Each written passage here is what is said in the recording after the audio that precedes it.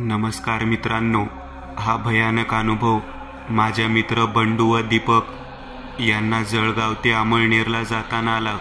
जळगाववरून ते त्यांची कामे आटोपून परतीच्या प्रवासाला निघाले। 1 जानेवारीची तारीख होती। हिवाळा असल्यामुळे थंडी सुद्धा खूप होती। रात्रीचा बाजार वगैरे करून आणि बाकीची कामे आटोपून ते रात्रीचे निघाले होते। वेळ झाली होती रात्रीचे 9। आता ते जळगावच्या बरेच पुढे आले होते।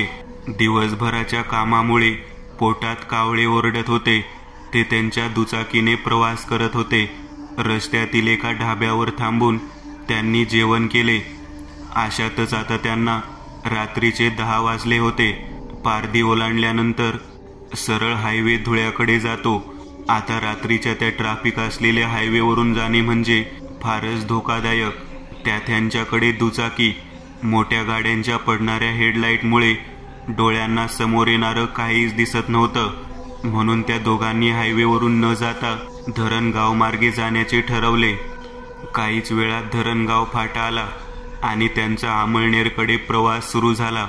त्या रस्त्यात 1-2 गावे लागायची, ती ओलांडली आणि रस्ता पूर्ण अंधारात, शांत आणि फारच भीतीदायक वाटत होता।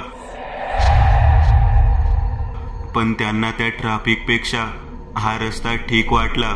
नाहीतर ट्रॅफिकमध्ये घरी जायला किती उशीर झाला असता। पुलाच्या ना 2 गाव ओलांडल्यानंतर पिंपरी गाव लागलं। पिंपरी गाव ओलांडताच एक नदी लागते। ती ओलांडण्यासाठी एक पूल लागतो। आपल्या मोटरसायकलीच्या हेडलाईटच्या प्रकाशात ते दोघेही तो अंधारातला पूल ओलांडणार होते की त्यांना समोर काहीतरी दिसलं। त्या बाजूला एक आणखी दुचाकी पडून होती आणि त्याच्याच बाजूला एक तरुण मुलगा पडून होता। त्याच्या अवतारावरून तो जिवंत असेल असं वाटत नव्हतं। त्याच्या गाडीला नुकताच अपघात झालाय असं दिसत होतं। ही कार्य आताच अपघात झाला दिसतोय, बघ कसं रक्त वाहतंय, बंडू म्हणाला। त्या दोघांच्याही अंगाला घाम फुटला। अरे काय करायचं आता? वळून परत जायचं का? पिंपरीतील लोकांना सांगायचं का? बंडू तोंडावर हात ठेवत म्हणाला। त्यावर समीर म्हणाला, अरे बाबा, आपण जर त्यांना सांगितलं तर ते आपल्यावरच संशय घेतील। हो ते पण आहे, जाऊ दे, आपण इथून निघून जाऊ। ते पुन्हा गाडीवर बसले आणि गाडीला किक मारत गाडी सुरू करत ते त्या मुलाच्या बाजूने गाडी नेतच होते की समोरून एक मेटाडोर आला। ते दोघेही दचकले। त्यांना वाटलं ती गाडी त्या मुलाच्या अंगावरून नेतील। त्यांनी गाडी थांबवून त्यांना हात दिला आणि गाडी थांबवायला लावली। त्या ड्रायव्हरने त्यांच्याकडे पाहिलं आणि विचारलं, काय भाऊ, काय झालं? गाडी का थांबवली? तुमच्याकडे तर बाईक आहे, तुम्हाला लिफ्ट पाहिजे का? नाही नाही, अहो भाऊ, समोर बघा, अपघात झालाय। तो मुलगा बघा कसा तडफडत आहे, रक्त किती वाहत आहे। त्याने समोर पाहिलं, त्या मताडोरमध्ये 2 माणसं बसली होती, एक ड्रायव्हर आणि एक त्याच्या बाजूला। त्या दोघांनीही टक लावून समोर पाहिलं, पण त्यांना काहीच दिसत नव्हतं। अरे भाऊ, कुठे काय? काहीच तर नाही समोर। आता बंडू आणि दीपकनी वळून मागे पाहिलं, तेव्हा तिथे तो मुलगा अजूनही पडून होता। अहो कशाला मस्करी करता भाऊ, बघा ना समोर। अरे वेडेबिडे झाले की काय? काहीच नाही तर।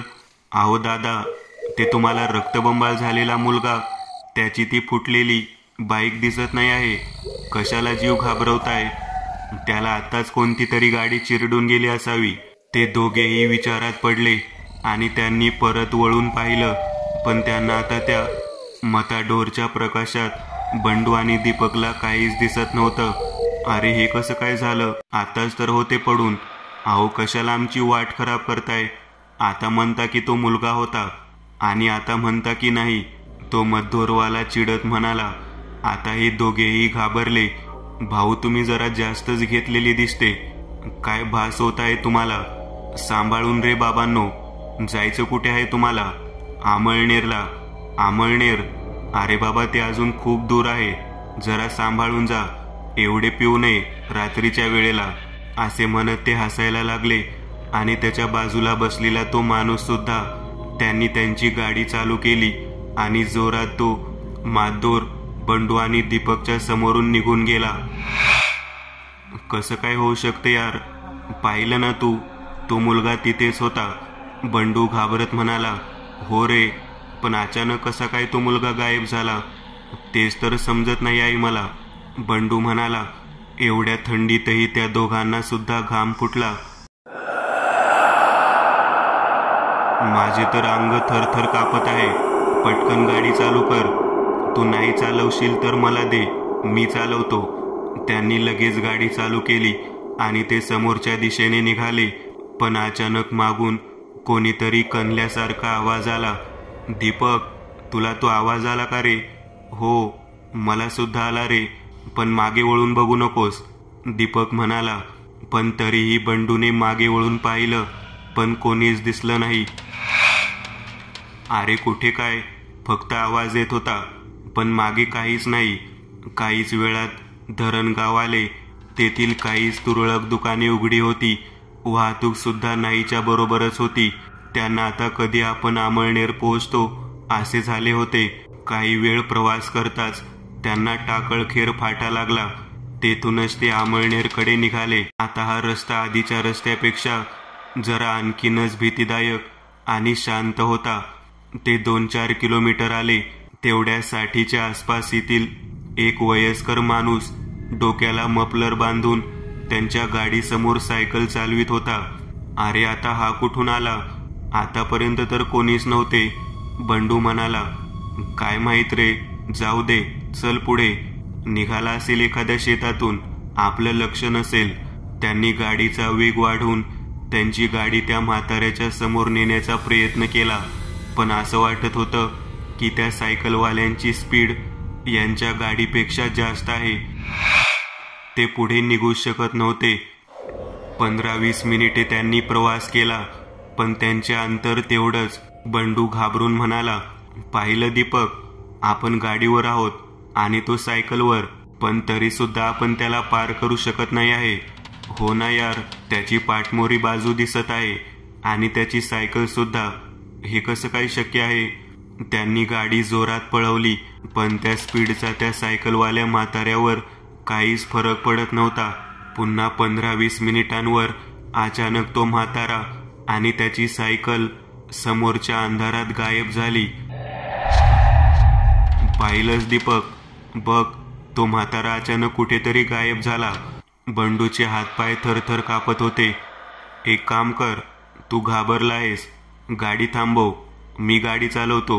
आता दीपक गाडी चालवत होता.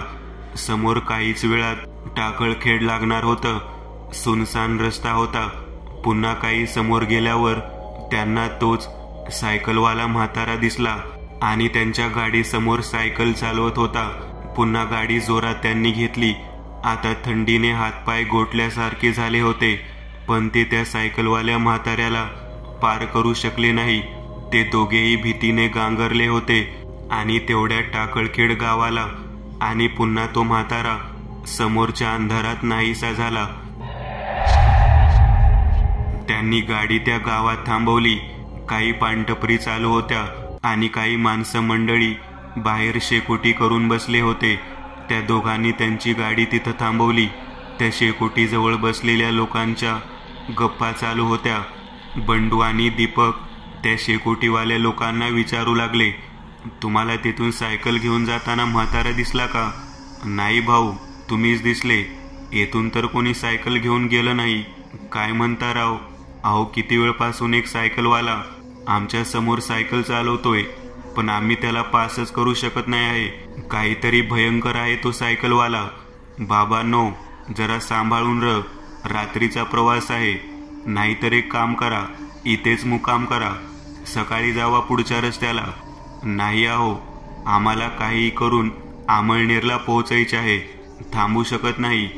त्यांनी गाडीच्या डिकीत पाणी काढलं, ते पिले आणि थोडं अंग शेकलं आणि थोड्या वेळाने ते पुढच्या रस्त्याला निघणारच होते की शेकोटीवरील माणूस म्हणाला, अहो दादा, 11 वाजत आहे, कुठे जाता आता? थांबून जावा. पण ते थांबले नाही आणि पुढच्या रस्त्याला निघाले. गाडी दीपक चालवत होता. घाबरू नको बंडू, काही होणार नाही. जर तो सायकलवाला म्हातारा आलाच तर मी त्याला सरळ गाडीने उडवेन. आता त्यांच्या भयानक प्रवासात आणखी एक गाव लागलं. ते जाताच एक नाला लागला. त्यावरून जायला पूल होता. ते पुलावरून आले तसे पुन्हा त्यांना तो सायकल स्वार दिसला. अरे बापरे, तो बघ तो म्हातारा.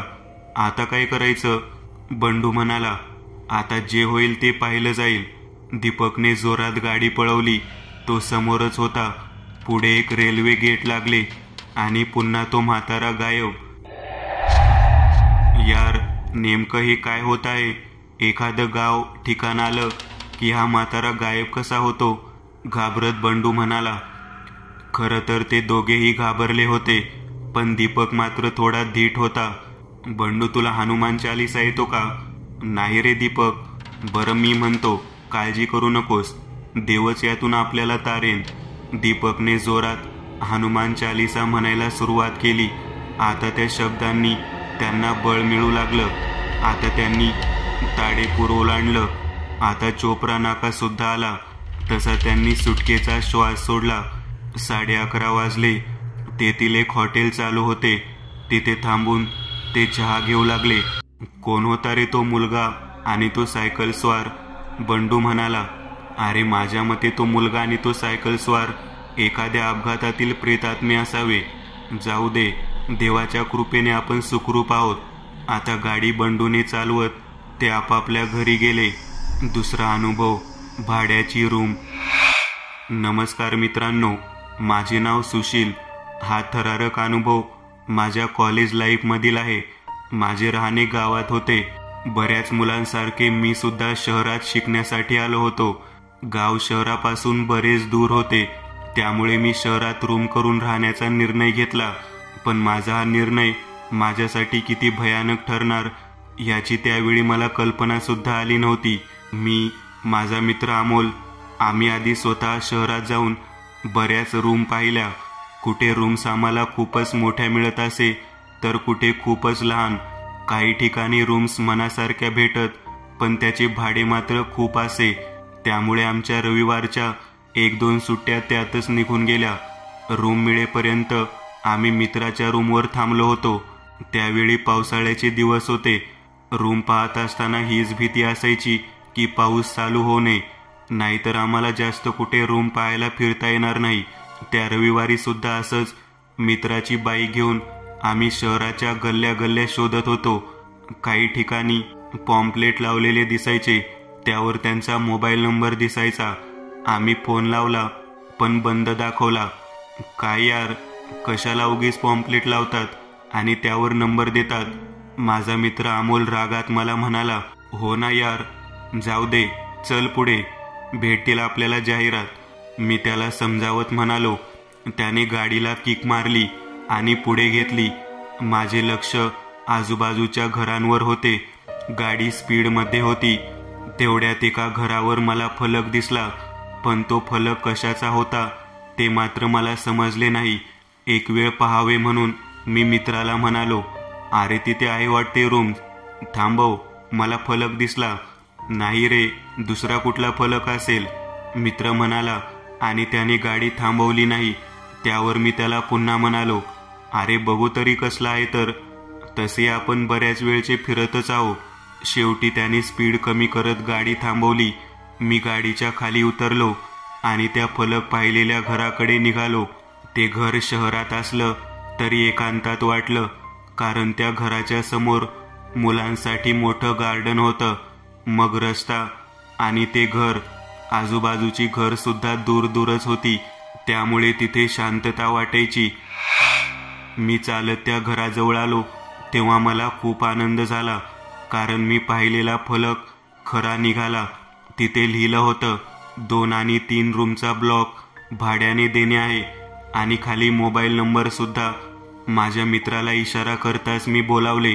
तो लगेच गाडी टर्न करून तिथे आला आणि त्याने सुद्धा तो फलक वाचला. मी मोबाईल काढून त्यावर फोन लावला आणि सुदैवाने तो लागला. रिंग जात होती.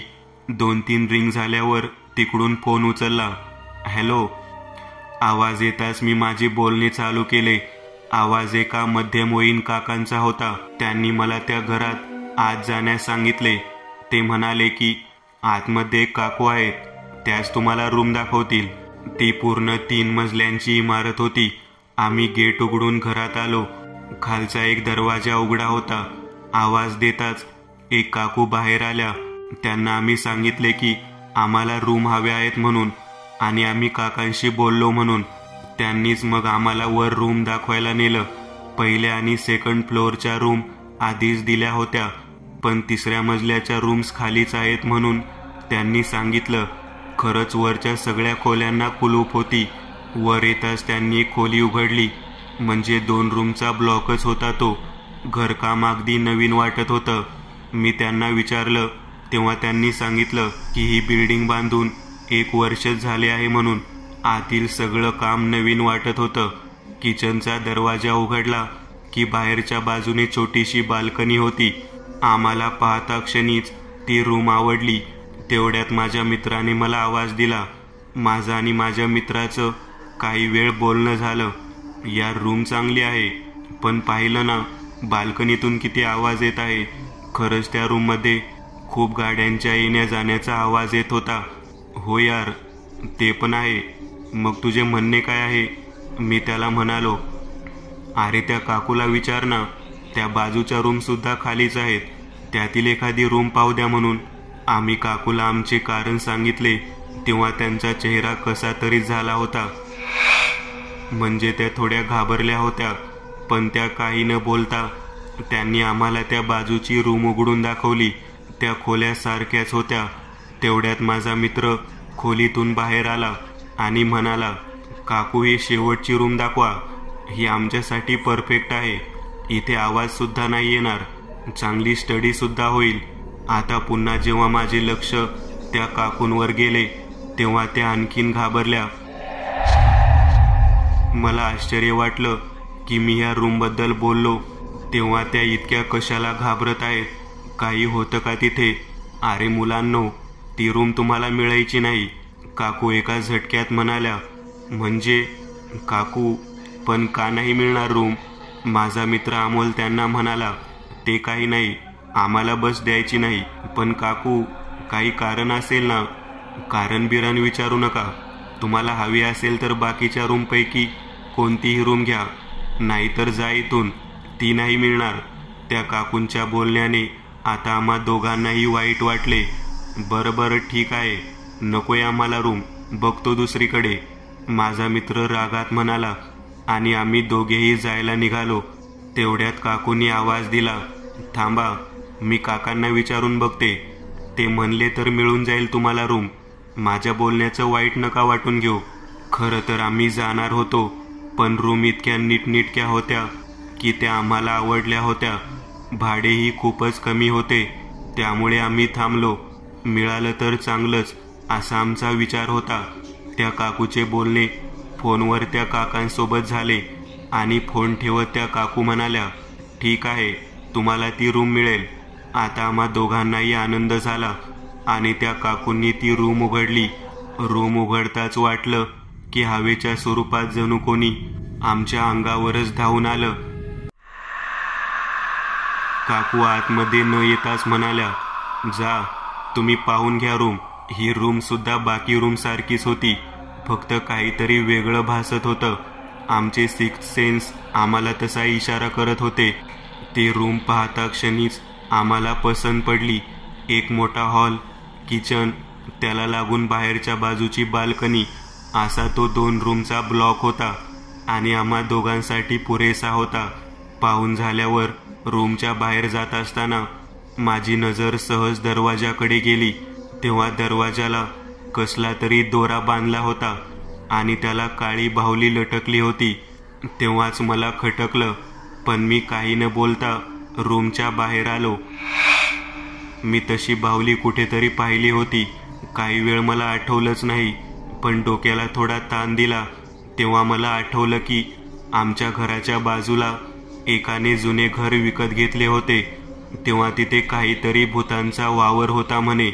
म्हणजे तिथे राहणाऱ्या लोकांना तेथील मेलेले लोक रात्री अपरात्री दिसत असत. तेव्हा तिथे पूजा करून ते घर शुद्ध केल्या गेलं होतं आणि तिथे दरवाजावरती बाहुली लटकवली होती. मग इथे या रूममध्ये सुद्धा असं काही होतं का? मला त्या काकूंचा घाबरलेला चेहरा आठवला. आता मला भीती वाटू लागली होती. मला तिथे नक्कीच काहीतरी खटकत होतं, पण ते बोलण्याची हिंमतच जणू होत नव्हती. माझा मित्र मात्र आनंदात होता. त्याला त्याच्या मनासारखी रूम मिळाली होती. आता त्याला परत जर मी म्हटलं की इथे काहीतरी भुताटकी आहे तर तो नक्कीच माझ्यावर हसणार असे मला वाटले. त्यामुळे काहीच बोललो नाही, कारण येथील रूम ही मीच शोधली होती आणि पुन्हा रूम शोधायला 1 आठवडा थांबावं लागणार होतं, कारण ह्या रविवारची सुट्टी सुद्धा संपत आली होती. म्हणजे संध्याकाळचे 6 वाजले होते आणि मित्राच्या रूमवर सुद्धा किती दिवस राहणार. त्यामुळे मी ही रूम फायनल केली. आपण जरा जास्तच घाबरलो आहे, त्यामुळे असे विचार आपल्याला येत आहे असं स्वतःला समजावलं आणि मनात आलेले ते भयानक विचार टाळले. तुम्ही इथे कधी येणार आहे? त्या काकूंनी विचारलं. आम्ही लगेच त्यांना दुसऱ्या दिवशी शिफ्ट होतो म्हणून सांगितलं आणि आम्ही तिथून निघालो. माझा मित्र बराच खुश दिसत होता, कारण त्याला ती रूम मिळाली होती. तसे पाहिले तर ती रूम अभ्यासाच्या दृष्टीने फारच चांगली होती. कसलाही आवाज तिथे फारच कमी प्रमाणात येत असे. मित्राच्या रूमवर आलो तेव्हा चांगलीच रात्र झाली. आम्ही आमचे सगळे सामान व्यवस्थित भरले आणि अंग टाकून दुसऱ्या दिवसाची वाट पाहू लागलो. थकव्यामुळे मला लगेच झोप लागली. दुसऱ्या दिवशी जाग आली तेव्हा वेळ 9ची झाली होती. माझा मित्र आधीच उठून फ्रेश झाला होता. मीही पटकन आवरलं आणि आम्ही आमच्या त्या रूमवर शिफ्ट होण्यासाठी निघालो. 15 मिनिटात आम्ही त्या बिल्डिंग जवळ पोहोचलो. रूम ऑलरेडी अनलॉक होती. आमचं सामान एकीकडे ठेवलं. तसं पाहिलं तर रूम स्वच्छ होती, पण जास्त दिवस बंद असल्यामुळे आम्ही ती रूम पुन्हा स्वच्छ करण्याचा निर्णय घेतला. त्यातच आमचे 2-2.5 तास गेले. दुपारचं जेवण बाहेर केलं आणि पुन्हा रूममध्ये येऊन दररोजचे सामान न्यायला बाहेर गेलो आणि यातच आमचा पूर्ण दिवस गेला. संध्याकाळी 6 वाजता अचानक माझ्या मित्राला त्याच्या घरून फोन आला की त्याचे वडील आजारी पडले म्हणून, त्यामुळे याला घरी जावं लागणार होतं. मीही त्याला बोललो की येतो, पण तो म्हणाला की राहू दे रे, सांभाळून घेईन मी. त्यानेही माझा निरोप घेतला. आता त्या रूममध्ये एकटाच होतो. रूम इतकी शांत वाटत होती की जणू इथे जवळपास कोणी माणूसच राहत नाही. प्रकाश असूनही अंधारल्यासारखं जाणवत होतं आणि माझे लक्ष त्या काळ्या बाहुलीवर गेलं आणि पुन्हा मनात धस झालं आणि मनात येत होते, इथे काहीतरी झाले आहे, इथे काहीतरी दडून बसला आहे. माझा श्वास कोंडल्यासारखा झाला होता. मी पटकन रूम बंद करून खाली आलो आणि जोरजोराने श्वास घेऊ लागलो. थोडं बाहेरच्या हवेत आलो तेव्हा बरं वाटलं. आपण स्वतःहून इतका विचार करून स्वतःच घाबरत आहे असं मनाला वारंवार पटवत होतो. रात्रीचं जेवण मी बाहेरच्या हॉटेलात केलं आणि पुन्हा रूमकडे निघालो. पुन्हा ते विचार नको म्हणून मोबाईलमध्ये गाणी वाजवत मी रूमकडे आलो. पहिला आणि दुसऱ्या मजल्यावर लाईट होता, कारण त्या माळ्यावर लोक राहायला होती, पण आमचा मजला पूर्ण अंधारात होता, कारण आम्हीच फक्त त्या मजल्यावर होतो. मनातली भीती काढून मी मोबाईलची टॉर्च लावत माझ्या खोलीत आलो. झोपायचं म्हणून मी किचन निवडलं, कारण इतक्या मोठ्या हॉलमध्ये एकटं झोपायला मला भीतीच वाटत होती. किचन रूम थोडी छोटी होती. समोर किचन ओटा होता, तिथेच मला झोपावं वाटलं. सोबत आणलेली गादी पसरवत मी टाकली. हॉलमधील लाईट बंद केला आणि झोपायला किचन रूममध्ये आलो. झोपताना वारंवार वाटत होतं की अंधारात झोपायचं नाही, पण अंग टाकल्यावर तो प्रकाश मला झोपच लागू देत नव्हता. त्यामुळे मी किचनमधील लाईट सुद्धा बंद केला. आता पूर्ण खोली अंधारात होती. मी माझे डोळे मिटले आणि अंगावर घेत झोपण्याचा प्रयत्न करू लागलो. सुदैवाने काहीच वेळात मला झोप लागली. किती वेळ झाला असेल माहीत नाही, पण कसला तरी आवाज येत होता आणि त्यामुळेच मला जाग येत होती. आधी वाटले एखादं लहान लेकरूच रडत आहे, पण झोपेतून सावरल्यावर तो आवाज स्पष्ट येत होता. असं वाटत होतं की माझ्या बाजूच्या हॉलमध्ये कोणीतरी बाई जोरजोरात हुंदके देत रडत आहे. कारण तिचा आवाज मला स्पष्ट येत होता. माझी चांगलीच पाचावर धारण बसली. कोण होती ती बाई आणि अचानक माझ्या रूममध्ये कशी आली? ती खरंच बाई होती की आणखी काही? मी घाबरत उठलो आणि हॉलकडे जाऊ लागलो. पण मी जसा हॉलमध्ये आलो तेव्हा तो रडण्याचा आवाज बंद झाला. मी अंधारात कानोसा घेत होतो. असं वाटत होतं की अंधारातून कोणीतरी माझ्याकडे बघत आहे, पण अंधारात नेमकं काय आहे ते कळत नव्हतं. मी हॉलमधील लाईट लावण्याचा विचार केला, पण लाईटची बटन काही अंतरावर होती आणि चुकून माझ्या पायाला कुणाचा स्पर्श झाला तर अशी भीती मला वाटत होती. तरीही मी ती रिस्क घेतली आणि लाईटच्या बटनाकडे चालू लागलो. चालताना सुद्धा हाच भास होत होता की अंधारातून 2 रागीट डोळे माझ्यावर नजर ठेवून आहे. मी पटकन चालत बटन दाबली, पण उजेड होताच पूर्ण हॉल खाली होता. तिथे कोणीच नव्हतं. दाराची कडी सुद्धा लागली होती. माझ्या अंगावर पुन्हा काटा आला, कारण तो बाईच्या रडण्याचा आवाज याच हॉलमधून येत होता. काय होत आहे हे? भास आहे की खरं? मी स्वतःशीच म्हणालो. पुन्हा लाईट बंद करून मी झोपण्यासाठी गेलो. छाती धडधड करत होती. मी पुन्हा अंगावर घेऊन झोपलो. झोप झाली नसल्यामुळे मला लगेच झोप लागली, पण काही वेळात परत काही आवाज चालू झाले. जाग आल्यावर तो आवाज मला मी झोपलेल्या त्या किचनमधून येत होता. वाटत होतं माझ्या समोरच्या त्या किचन ओट्यावर बसून कोणी बाई रडत आहे, पण आता उठून तिथे कोण आहे हे पाहण्याची माझी हिंमतच होत नव्हती. मी माझ्या चेहऱ्यावरील पांघरून हळूच काढलं. आता तो रडण्याचा आवाज पुन्हा थांबला.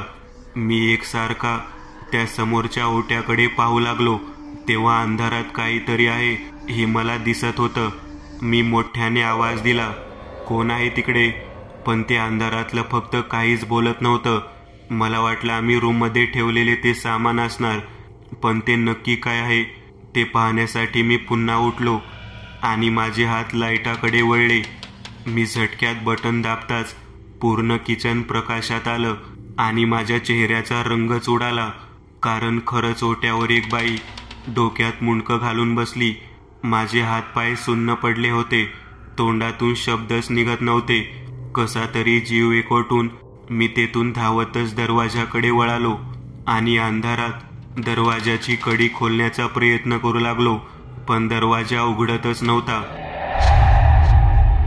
मी पुन्हा मागे किचनकडे पाहिले तेव्हा ती बाई माझ्याकडे पाहून कशी तरीच हसत होती आणि ते हसणं पाहून माझी छाती पुन्हा भरून आली. तेवढ्यात रूमचा दरवाजा उघडला आणि मी गडबडीत पायऱ्या उतरण्याच्या नादात खाली आदळलो. भीतीने माझी शुद्धच हरपली. जाग आली तेव्हा माझा मित्र मला उठवत होता. मी घाबरत उठलो. तो आला आणि मला काय झाले ते विचारत होता. त्याने लगेच रूम मालकाला बोलावलं आणि माझी कंडिशन पाहता त्यांना सुद्धा घाम फुटला. मी त्यांना काय झाले ते सांगितले. माझा मित्र अमोल सुद्धा चांगलाच घाबरला होता. आम्ही खोदून विचारल्यावर रूम मालकाने आम्हाला सांगितले की त्या रूममध्ये आमच्या आधी एक बाई राहायची, जी नोकरीवर होती. एकटीच राहायची. मूलबाळ कोणी नव्हतं आणि अचानक तिची तब्येत बिघडली आणि त्यातच तिचा मृत्यू झाला. एक दिवस अशीच रात्रीची ती त्या मालकीन काकूला पायरीवर बसलेली दिसली होती, म्हणजे तिची प्रेतात्मा. तेव्हापासून ती रूम ते कुणालाही देत नाहीत, पण आम्ही जबरदस्ती केल्यावर आम्हाला त्यांनी ती रूम दिली होती. त्यांनी आमची माफी मागितली आणि आम्ही त्याच दिवशी ती रूम सोडली. पण हा अनुभव मात्र माझ्यासाठी फारच भयानक होता. मित्रांनो, आज पुरतं एवढंच. तुम्हाला जर काही गोष्ट आवडली असेल तर नक्की लाईक करा. तुमच्यापैकी बरेचसे जण व्हिडिओ लाईक न करताच पळून जातात, पण हा जर व्हिडिओ तुम्ही लाईक केला तर मला जरा बरं वाटेल आणि असेच भारी भारी व्हिडिओ बनवायची माझ्यात एनर्जी येईल.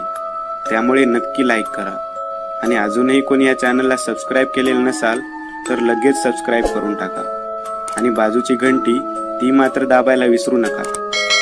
देवाची घंटी आहे ती. चला तर मग पुन्हा भेटूया अशीच एक आगळी वेगळी गोष्ट घेऊन पुढच्या